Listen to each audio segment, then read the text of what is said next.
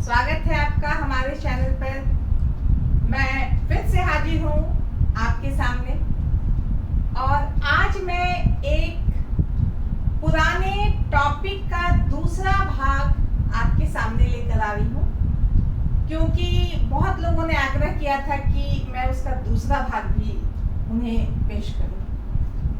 तो आज मैं उस विषय के दूसरे भाग को बहुत ही संक्षिप्त में, बहुत ही सरल भाषा में बताने की कोशिश करूंगी और इसके साथ ही मैं यह कहूंगी कि आप इसे पूरा देखें, लाइक करें, शेयर करें, लेकिन इसके बाद में इस पर और एक भाग बनाऊंगी जो आपके लिए और भी महत्वपूर्ण होगा।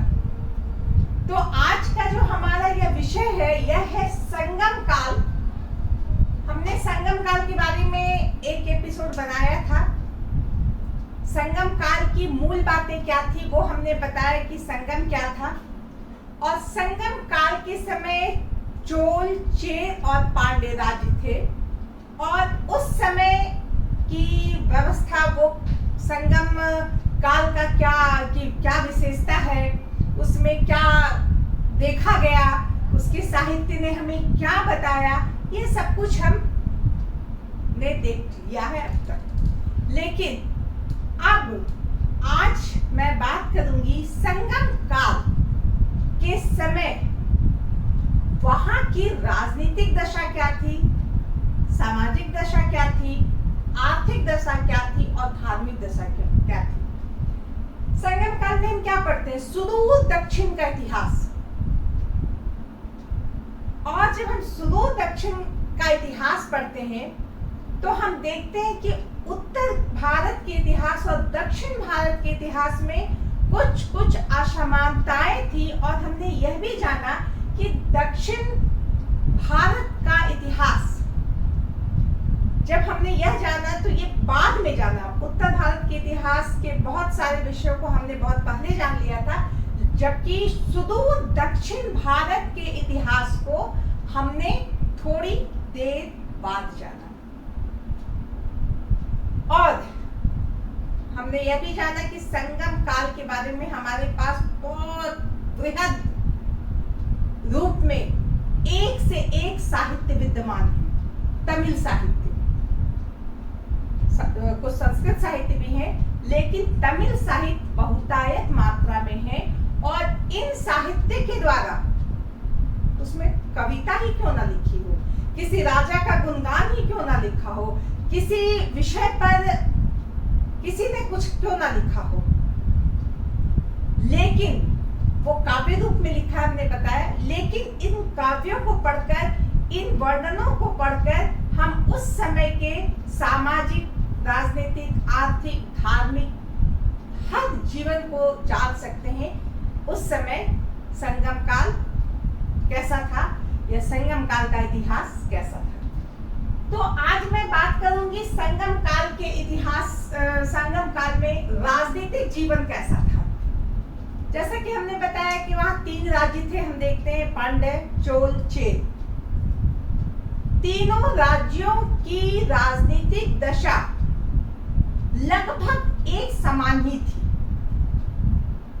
और अगर हम एक की राजनीतिक दशा को देखते हैं, जीवन को देखते हैं, तो संभवतः उसी प्रकार की दूसरे राज्यों में भी यही व्यवस्था थी। सबसे पहले हम देखते हैं राजनीतिक क्षेत्र में क्या देखते हैं कि राजा जो है प्रधान होता था।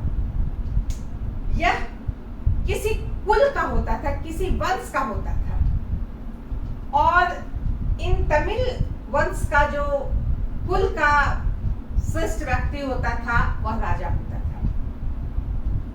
राजा के पास तुम जानते हैं हमेशा से असीमित अधिकार रहे हैं। हर तरह के जो सुख सुविधा है उन्हें मिली हुई है, उनके पास अकूत समृद्धि है। लेकिन यहाँ पर भी ऐसी बात थी, यहाँ के राजा के पास भी बहुत अधिक धन संपत्ति था, यानी वो समृद्ध थे। यहाँ के राजा के पास बहुत अधिक अधिकार मिले हुए थे। लेकिन हम यह भी देखते हैं कि यहाँ के राजा निरंकुश नहीं थे, यह प्रजा पालक होते थे। ये प्रजा पर जुल्म नहीं करते थे। कहने का तात्पर्य यह है कि जो राजा होते थे वह कल्याणकारी होते थे। उनके हाथों में समस्त शक्तियां थी। वो प्रजा पालक होते थे, उनके हाथों में समस्त शक्तियां थी। चाहे वो न्याय करने का अधिकार हो, चाहे वो सेनापति का अधिकार हो, चाहे वो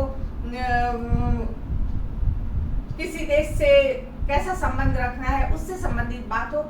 कहने का मतलब जितने भी महत्वपूर्ण मुद्दे होते थे उन सब के बारे में निर्णय राजा देता था। वही उसका मुख्य स्रोत था कहा जाए तो। लेकिन राजा निरंकुश या स्वेच्छाचारी नहीं था।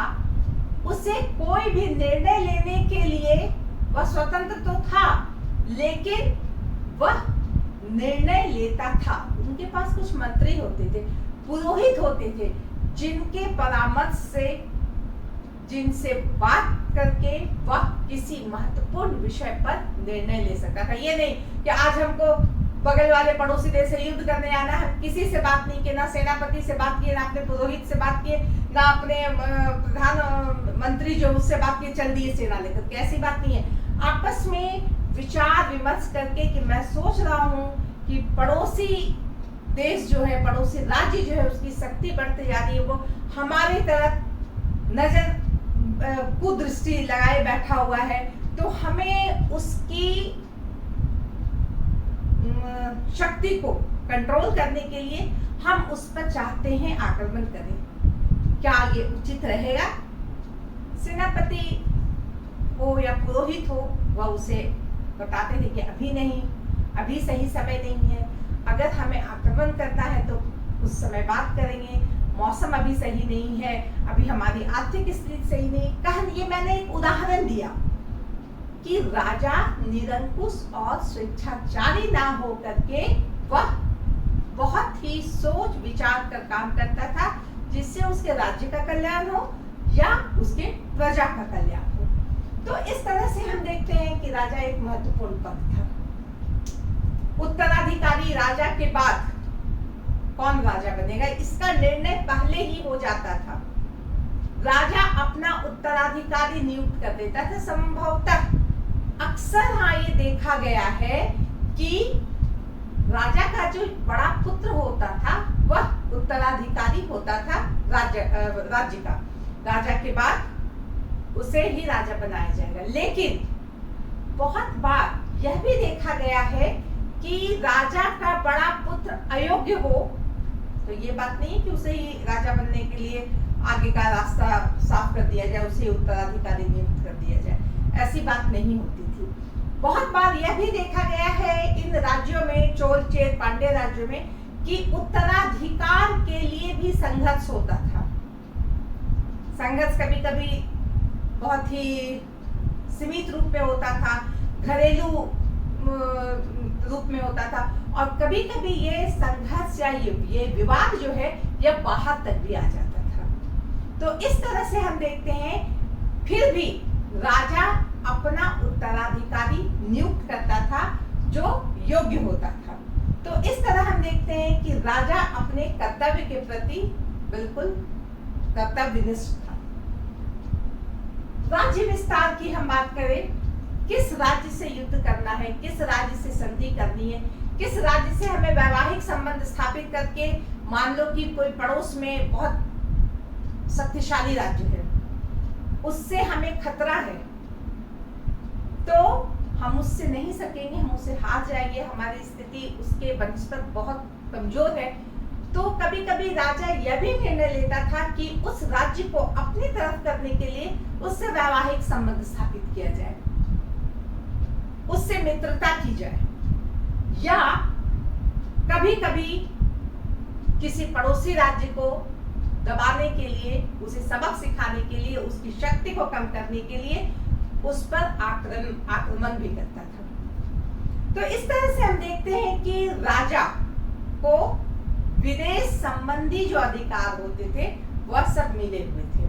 किसी भी अन्य राज्य से मित्रता करना, किसी मधुर संबंध स्थापित करना या युद्ध करना, ये सब राजा के अधिकार क्षेत्र में था।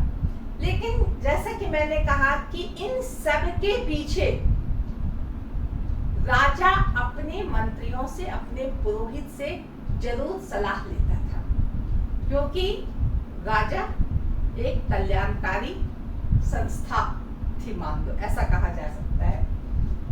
गांवों में मनु ग्राम परिषद को मनुम कहा जाता था। गांवों में जो नीचे स्तर से जो स्वशासन की व्यवस्था की गई है वह मनुम कहलाता था, जिसकी व्यवस्था वहां की गई थी। भविष्य में हम जब पढ़ेंगे चोल साम्राज्य के बारे में तो हम देखेंगे चोल साम्राज्य में स्थानीय स्वशासन बहुत ही उत्कृष्ट कोटि का था।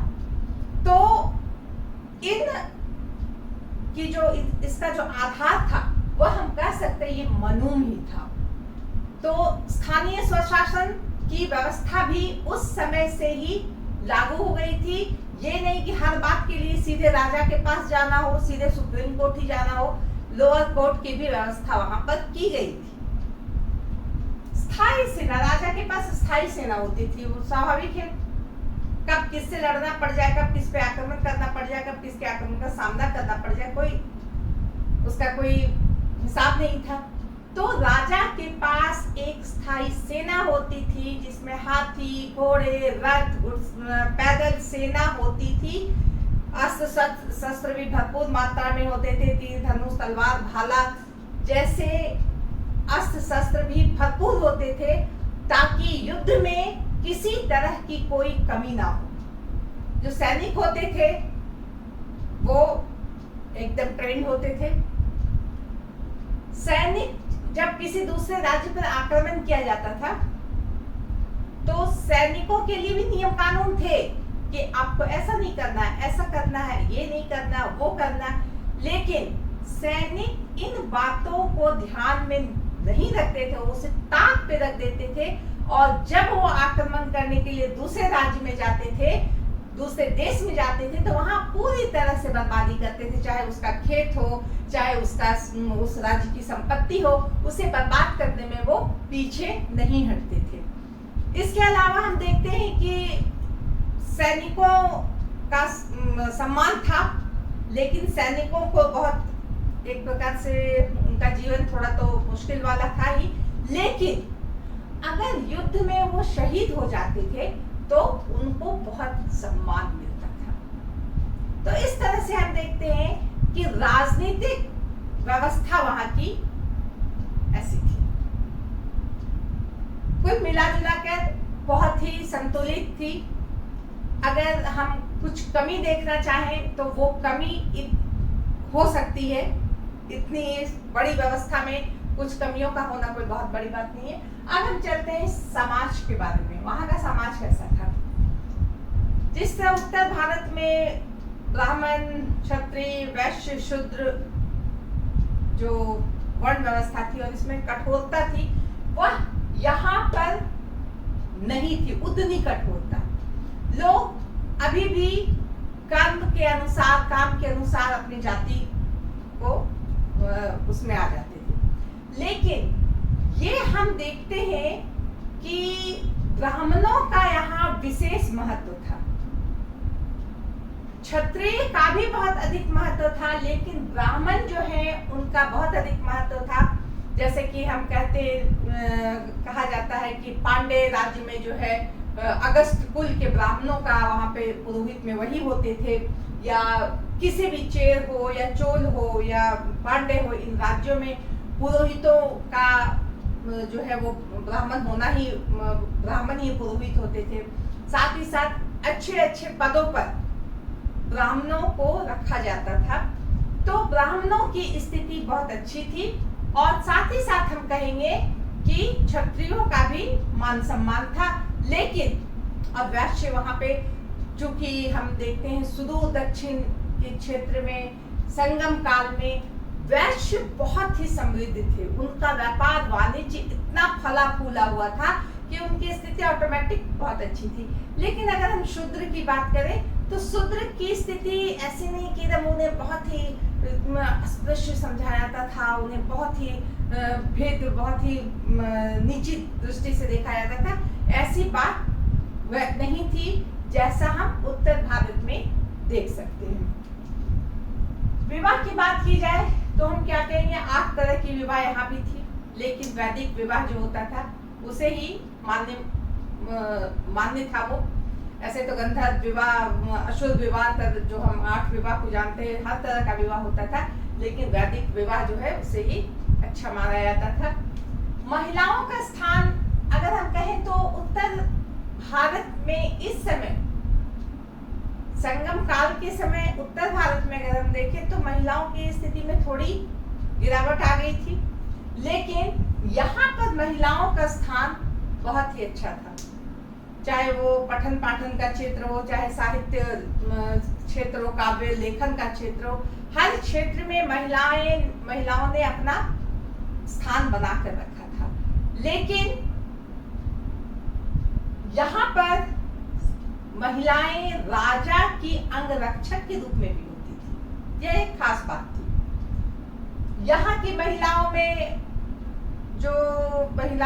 जो कुरीतियां होती है, बाल विवाह, सती प्रथा, ये सब नहीं देखी गई है, लेकिन फिर भी कुछ उदाहरण मिले हैं जिसमें महिलाओं ने पुरुष के साथ, माने अपने पति के साथ अपने आप को सती कर लिया है। तो इस तरह महिलाओं का स्थान संगम काल में एक प्रतिष्ठित स्थान मिला हुआ था। निर्धनों की स्थिति, जैसा कि हमने बताया कि संगम काल में जो राज्य थे वो समृद्ध थे, लेकिन निर्धनों की स्थिति बहुत अच्छी नहीं थी।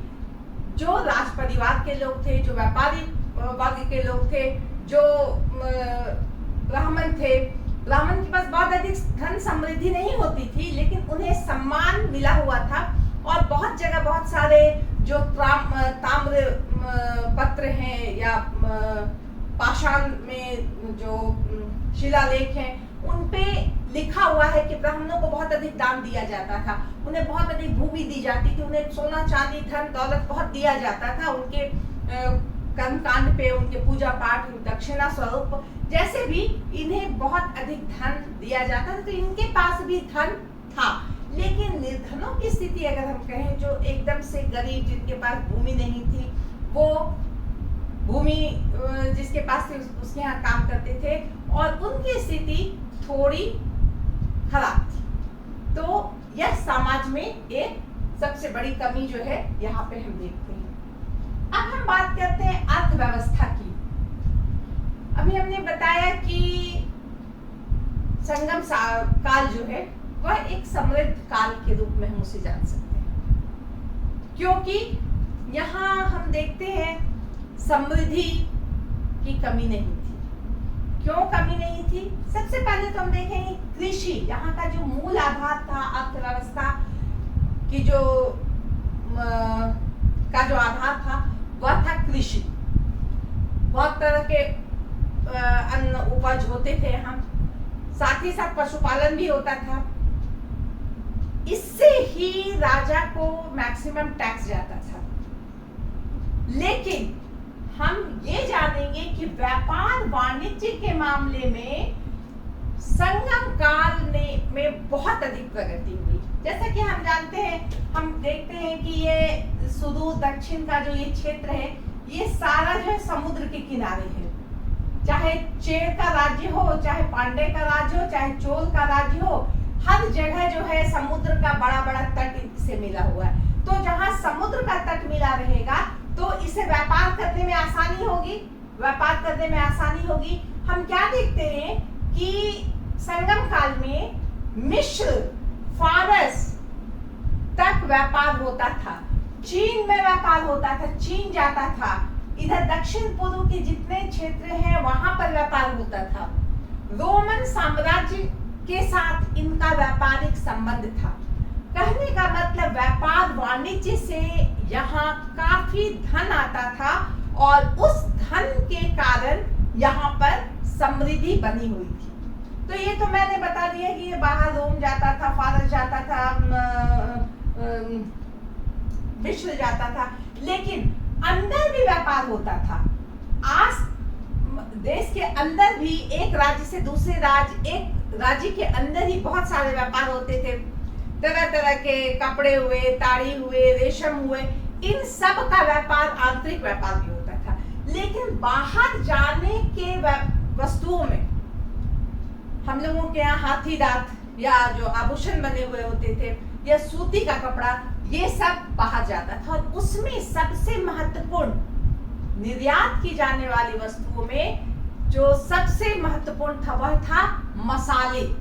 यहाँ के मसाले बाहर जाते थे। उसमें से भी काली मिर्च का बहुत अधिक डिमांड था इन देशों में, चाहे वो रोम में हो, बहुत ज्यादा काली मिर्च यहाँ से जाती थी। और वहां से सोने भर भर के जहाज हमारे यहाँ आते थे। तो कहने का मतलब है कि व्यापार बहुत ही अच्छी अवस्था में था। यहाँ से उधर से भी जो है सामान आते थे, इधर से जाते थे। कहने का मतलब सूती वस्त्र हो या हाथी दांत का काम हो या मोती हो, ये मसाले हो, इधर से जाते थे और उधर से सोना आता था, जिससे हमारा जो संगम काल है वह बहुत ही अधिक घनी मानी था।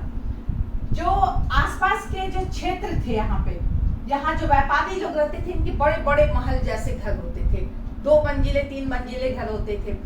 यहाँ पे जितने भी व्यापारी थे बहुत ही समृद्ध व्यापारी थे। यहाँ अब हम बात करते हैं बंदरगाह की, तो उसमें बहुत कुछ आ जाएगा। बंदरगाह, बहुत बड़े बड़े बंदरगाह थे। कांची, कावेरीपत्तनम, पुहार और बहुत अच्छे से मैं डिस्क्रिप्शन बॉक्स में लिख दूंगी। ये सब कांचीपुरम, कावेरीपत्तनम, पुहार, ये बहुत ही महत्वपूर्ण बंदरगाह थे। और इन बंदरगाहों पर बड़े बड़े जहाज लगते थे। इन जहाजों के रखने की व्यवस्था, जहाज पे जहाज जब चलता था तो दिशा बताने के लिए वहां पे एक दीप यंत्र भी लगा हुआ होता था जो जहाज को रास्ता दिखाता था। तो इस तरह से हम देखते हैं कि बंदरगाह बहुत ही उच्च कोटि के थे। बड़े बड़े जहाज यहाँ लगते थे, जहाजों का मरम्मत होता था, जहाजों का जो पत्तन होता था, रुकने का भरपूर जगह होता था। लोग जो व्यापारी आते थे उनके लिए भी व्यवस्था होती थी रहने की। कहने का मतलब कि यह एक ऐसा जगह होता था बंदरगाह, जहां पर देश विदेश के लोग आते थे, जाते थे, व्यापार करते थे। और इससे जो है संगम काल का ये राज्य, जैसा कि मैंने बताया, चेर हो या चोल हो या पांडे हो, ये सारे जो है इनके पास बड़ा बड़ा समुद्र का तट था, जिसके कारण यहाँ संपत्ति भरपूर थी। और इसी के कारण हम देखते हैं कि संगम कालीन आर्थिक व्यवस्था बहुत ही मजबूत थी। अब हम बात करते हैं धर्म की। धर्म तो यहाँ पे वैदिक ब्राह्मण धर्म जब आया तो लोगों ने इसे स्वीकार किया। इसे स्वीकार करने में बहुत ज्यादा कठिनाई नहीं हुई, कोई बहुत विरोध नहीं सहना पड़ा। और कहा जाता है कि महर्षि अगस्त्य ने वैदिक ब्राह्मण धर्म को यहाँ लाया था। और इसके बाद हम देखते हैं कि वैदिक धर्म या वैदिक संस्कृति का प्रसार यहाँ होने लगा। यहाँ पर भी शिव, विष्णु, कृष्ण, इनकी पूजा होती थी। लेकिन जो कौन थे, मुरुगन, जिन्हें हम कार्तिकेय कहते हैं, ये यहाँ के मुख्य देवता थे। इस तरह से हम कह सकते हैं यहाँ पर वैदिक ब्राह्मण धर्म का प्रचार हो गया था, पूजा पाठ होता था। जिस तरह अगस्त्य ऋषि को बहुत ही महत्व मिला हुआ था, उसी तरह एक ऋषि और थे कौंडिल्य, जिनको बहुत अधिक महत्व मिला हुआ था। इन्हें बहुत अधिक धन संपत्ति, दान दक्षिणा वगैरह मिलता था। और कहा जाता है कि अगस्त्य ऋषि ने ही विंध्याचल पर्वत को नीचे किया था। मतलब एक किंवदंती है जो या पुराणों में, वैदिक आख्यानों में लिखा गया है कि अगस्त्य ऋषि ने विंध्याचल को नीचे करके वह इधर आए थे। उन्होंने जंगलों को साफ करके उसे खेती लायक बनाया था। तो इस तरह से हम देखते हैं कि अगस्त्य ऋषि, वहां पे अभी भी अगस्त का आश्रम हम पाते हैं। और अगस्त ऋषि और कौंडिल्य का यहाँ बहुत ही महत्व था। बौद्ध धर्म भी यहाँ बहुत अधिक प्रसारित हुआ। बाद में नागार्जुन कोंडा नाम का जो जगह है वहां पे बौद्ध धर्म का वो एक प्रकार का केंद्र था। जैन धर्म के बारे में हम कहें तो श्रवण बेलगोला जहाँ पे चंद्रगुप्त मौर्य गए थे, तो यह भी एक बहुत महत्वपूर्ण केंद्र है। ये सारे दक्षिण भारत में, सुदूर दक्षिण में है और यहाँ पर बौद्ध धर्म, जैन धर्म सब कुछ आया। लेकिन हम देखते हैं कि लगभग 300 से 400 साल के बीच जो है संगम काल का ये धन संपत्ति समृद्धि वह उतने दिन तक ही चला और धीरे धीरे उसमें थोड़ी गिरावट आ गई या पतन हो गया। तो इस तरह से हम देखते हैं कि संगम काल की राजनीतिक, सामाजिक और आर्थिक धार्मिक व्यवस्था को हम संक्षेप में इस तरह से देख सकते हैं। इसके बाद हम एक और भाग तैयार करेंगे जो बहुत ही इंटरेस्टिंग होगा और बहुत ही इम्पोर्टेंट भी होगा। तो आप पूरा वीडियो देखिए, समझिए और अगले वाले का इंतजार कीजिए। धन्यवाद।